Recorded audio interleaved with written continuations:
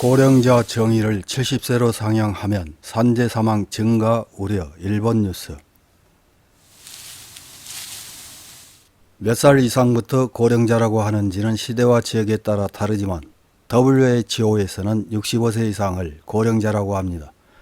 2023년 65세 이상 고령 인구는 950만 명으로 전체 인구 18.4%이며 앞으로 계속 증가해 2025년에는 20.6%로 초고령 사회로 진입할 전망입니다. 성별로는 여성 20.6%, 남성 16.2%입니다. 2022년 65세 이상 취업자 수는 326만 5천 명. 고용률은 36.2%입니다. 2021년 OECD 회원국 65세 이상 평균 고용률 15%를 상회하는 국가는 한국, 일본, 스웨덴, 미국 등 11개국이며 우리나라가 가장 높은 수준입니다.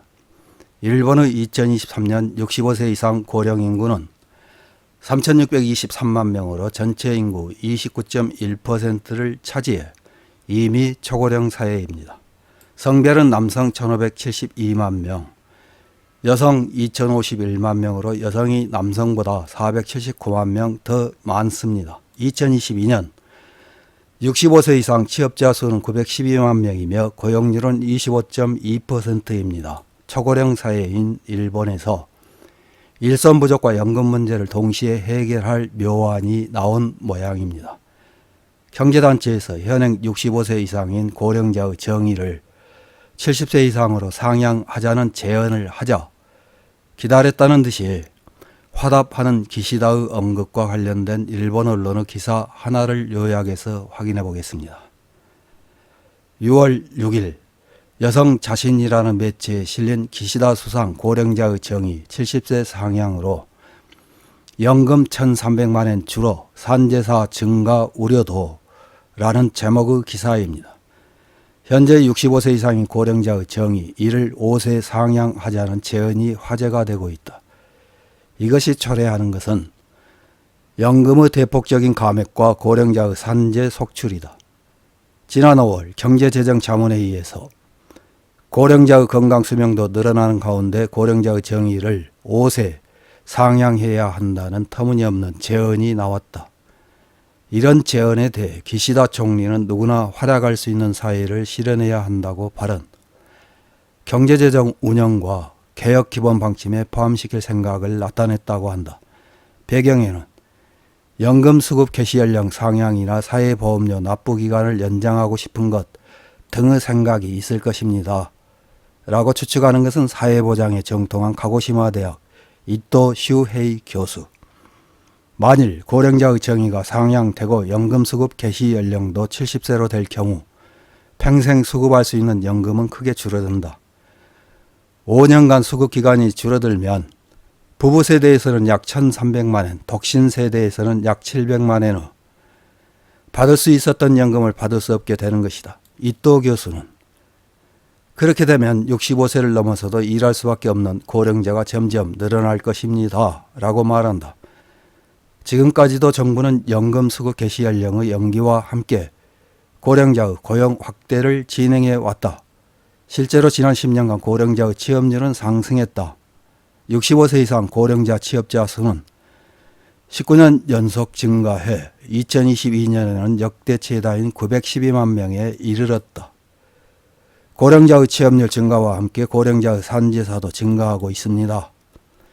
그렇게 경종을 울리는 것은 고령자의 노동 문제에 정통한 오바야시 요시마사 변호사다. 후생 노동성의 노동재해 통계에 의하면 작년에는 다소 감소했지만 60세 이상의 산재사는 최근 계속 늘어나 2021년에 역대 최다인 368명을 기록했다. 전 연령의 산재사 중 약 40%가 60세 이상이라는 결과가 나온다. 전 연령에서 60세 이상 노동자가 차지하는 비율은 20% 정도인데도 그렇다.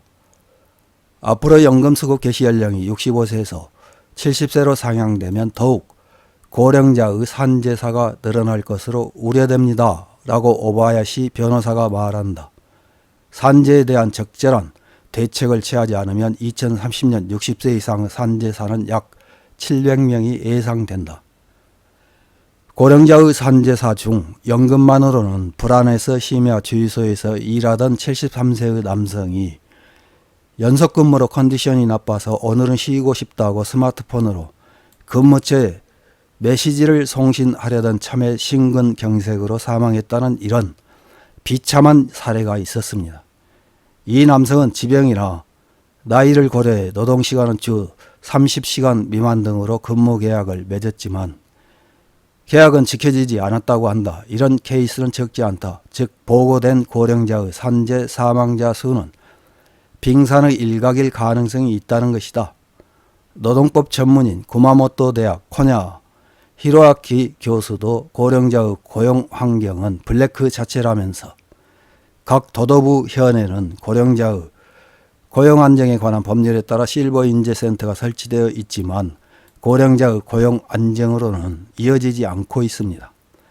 생활비를 벌 정도의 임금을 얻을 수 없을 뿐 아니라 고령자는 센터에서 소개받은 일을 청구하는 형태로 되어 있어 취업처와 고용관계를 맺지 않기 때문에 다치더라도 산재 신청조차 할 수 없습니다. 부상과 도시락은 자기 부담이라는 블랙인 상황입니다. 라고 말한다. 이런 비참한 상황을 개선하려면 어떻게 해야 할까? 사전에 고령자에 대한 배려가 있는 근무처인지 확인하거나 계약 내용과 다른 노동 환경에서 일하게 될 경우에 즉시 그만두거나 변호사나 유니온에 상담하는 등 어떤 액션을 일으킬 것을 추천합니다. 라고 오바야시 변호사는 말한다. 죽지 않기 위한 지혜와 돈을 지금부터 축적하자. 이런 기사에 달린 일본 네티즌들의 댓글 몇 개를 확인해보고 마치겠습니다. 첫 번째 댓글입니다. 단점을 나열하고 불평만 하고 있지만 고령자의 연령 정의가 상향되는 것은 어떻게 보면 필연적인 일이라고 생각한다. 70세까지 일하고 싶지 않으면 젊었을 때부터 막연하게 살지 말고 자산을 늘리는 데만 노력하면 된다. 다음 댓글입니다. 내가 어릴 적에 고령자들은 느긋하게 살았다. 그 모습을 보고 나도 그렇게 되겠구나 하는 막연한 이미지가 있었다. 이제 연금이 적어 일할 수밖에 없는 고령자들이 넘쳐난다. 그런 모습을 보고 나도 저렇게 되는구나 절망감밖에 없다. 그런 세상에서 아이는 늘지 않는다. 성인이 되면 죽어라 일만 하는 생활에서 벗어날 수 없다. 아이들이 불쌍하다. 다음 댓글입니다. 아사라고는 하지 않지만 건강면도 포함해 그에 가까운 상태가 되는 노인이 늘어날 것입니다. 다행히 건강하다고 해도 지금의 건강수명은 73세입니다. 겨우 3년밖에 없습니다. 한가로이 느긋하게 제2의 인생을 즐기는 시간은 겨우 3년입니다. 연금수급도 70세로 한다면 국론이지만 안락사도 허용해야 한다고 생각합니다. 재정도 도움이 될 것입니다. 다음 댓글입니다. 고령자의 정의 등으로 돌려 말하지 말고 연금수급을 늦추고 싶다고 말하는 것이 떳떳하다. 국민에게 부담을 강요할 뿐만 아니라 정치인들도 고락을 같이 할 각오가 없는 정당은 도태해 나가야 한다. 이 시대에 와서 비자금 조성을 멈출 생각도 없는 자민당은 숨통을 끊지 않으면 국민은 절멸하고 자민당 의원만 살아남는 웃지 못할 상황이 된다. 다음 댓글입니다. 60세의 정년이 되고 연금은 65세부터 받습니다. 5년 동안은 수입이 없어져 생활할 수 없기 때문에 싼 임금으로 일을 합니다. 이상하지 않습니까? 연금 수령 연령을 올린다면 기업의 정년 연령도 함께 올려야 합니다. 국민의 삶을 희생하는 기업 우선 정책은 그만두어야 합니다. 이상입니다.